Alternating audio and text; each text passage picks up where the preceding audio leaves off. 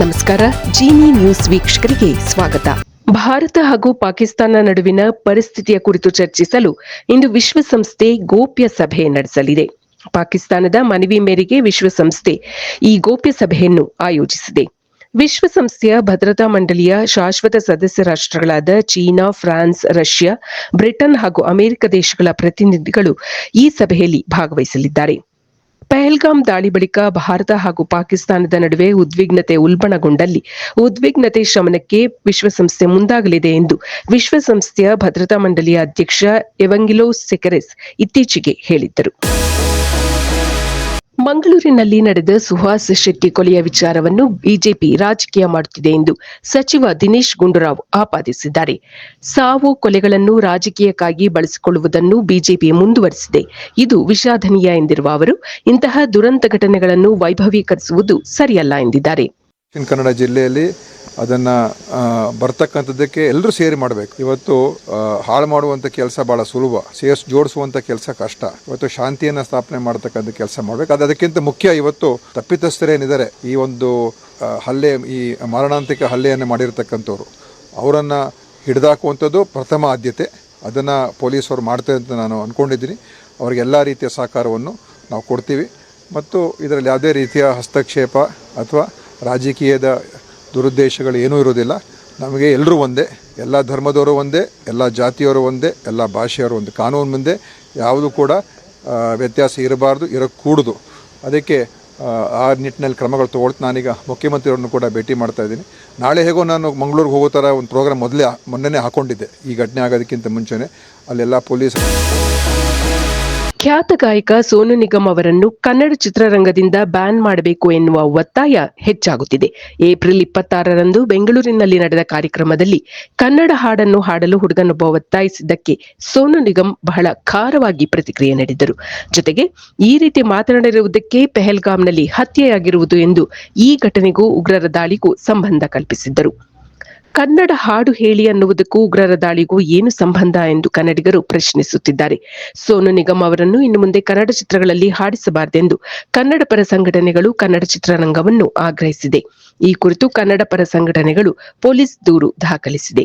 ಆದರೆ ಸೋನು ನಿಗಮ್ ಅವರು ಕ್ಷಮೆ ಯಾಚಿಸದೆ ತಮ್ಮ ಮಾತಿಗೆ ಸಮರ್ಥನೆ ನೀಡಿದ್ದಾರೆ. ಕನ್ನಡ ಕನ್ನಡ ಕನ್ನಡ ಕನ್ನಡ ಕನ್ನಡ कन्नड़ा कन्नड़ा कन्नड़ा फर्क है दोनों में. सिर्फ 4-5 गुंडे टाइप थे जो वहां पे चिल्ला रहे थे. उनको इनफैक्ट वहां के हजारों लोग मना भी करते थे. रोका. लड़कियां मुझे याद, उनको चिल्ला रही बोली थी मत करो ऐसे, डोंट डिस्टर्ब द सीन. उन पांचों को ये बताना और ये याद दिलाना बहुत जरूरी था कि पहलगाम में जब पैंट उतारी गई थी तो भाषा नहीं पूछी गई थी. और कन्नडिगास बहुत ही प्यारे लोग होते हैं. आप लोग कमेंट्स में ये मत सोचिए कि वहां पे कोई ऐसे वेव चल रही है, ऐसा कुछ नहीं है. हर जगह पे 4-5 ऐसे गंदे लोग होते हैं जो हर प्रांत में, आई एम श्योर हर आपके किसी भी स्टेट में होंगे, पर उनको ये याद दिलाना बहुत जरूरी है. You can not allow them to threaten you as an audience to make you sing. सारी दुनिया प्यार से आपसे कर रही है. हम आते भी हैं तो 1 घंटे का सेट लेकर आता हूँ पूरा कन्नड़ा गाने का, क्योंकि मैं तो कहा भी था स्टेज पर, कितनी बार कहा था मैंने. बट अगर जो लोगों को उकसाते हैं उनको उसी समय रोकना बहुत जरूरी है, क्योंकि ये बवासीर बन जाता है फिर बाद में. तो प्यार की भूमि में नफरत के बीज अगर कोई बो रहा है तो उसको रोकना पड़ेगा, क्योंकि ये फसल बाद में हमें ही काटनी पड़ेगी.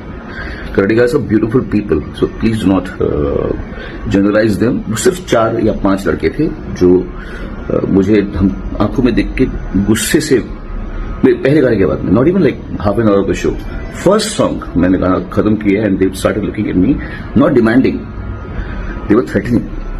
You can ask the people who were around them. Okay, so lots of luck to all of you. ಹೊಲೆಯ ಎಂದು ಹೇಳಿಕೊಳ್ಳಲು ನೀವು ಸಂಕೋಚ ಪಡುವುದು ಬೇಡ. ಜಾತಿ ಕಾಲಂನಲ್ಲಿ ಹೊಲೆಯ ಎಂದು ಹೆಮ್ಮೆಯಿಂದ ನಮೂದಿಸಿ ಎಂದು ಕೊಳ್ಳೇಗಾಲ ಕ್ಷೇತ್ರದ ಶಾಸಕ ಎಆರ್ ಕೃಷ್ಣಮೂರ್ತಿ ಸಮುದಾಯಕ್ಕೆ ಸಲಹೆ ನೀಡಿದ್ದಾರೆ. ಹೊಲೆಯ ಎಂಬುದರ ಅರ್ಥ ಹೊಲದ ಒಡೆಯ ಎಂದು. ಆದರೆ ಈ ಪದವನ್ನು ಇಂದು ನಿಕೃಷ್ಟವಾಗಿ ಬಳಸಲಾಗುತ್ತಿದೆ ಎಂದು ಶಾಸಕರು ವಿಷಾದ ವ್ಯಕ್ತಪಡಿಸಿದರು.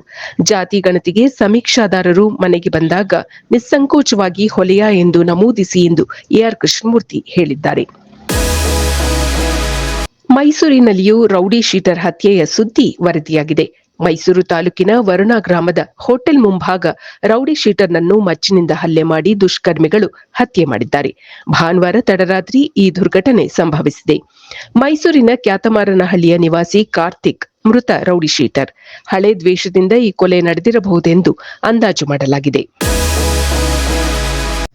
ಇದು ಈ ದಿನದ ಸುದ್ದಿಗಳು. ನಿರಂತರ ಸುದ್ದಿಗಳಿಗಾಗಿ ವೀಕ್ಷಿಸುತ್ತಿರಿ ಜೀನಿ ನ್ಯೂಸ್. ನಮಸ್ಕಾರ. ಇನ್ನಷ್ಟು ಬಿಸಿ ಬಿಸಿ ಸುದ್ದಿಗಳಿಗಾಗಿ ವೀಕ್ಷಿಸುತ್ತಿರಿ ಜೀನಿ ನ್ಯೂಸ್. ಇದು ರೀಲ್ ಅಲ್ಲ, ರಿಯಲ್ ನ್ಯೂಸ್. ಯಾರಿಗೂ ಹೆದರದ, ಯಾರಿಗೂ ಹೆದರಿಸದ ರಿಯಲ್ ನ್ಯೂಸ್, ಜೀನಿ ನ್ಯೂಸ್.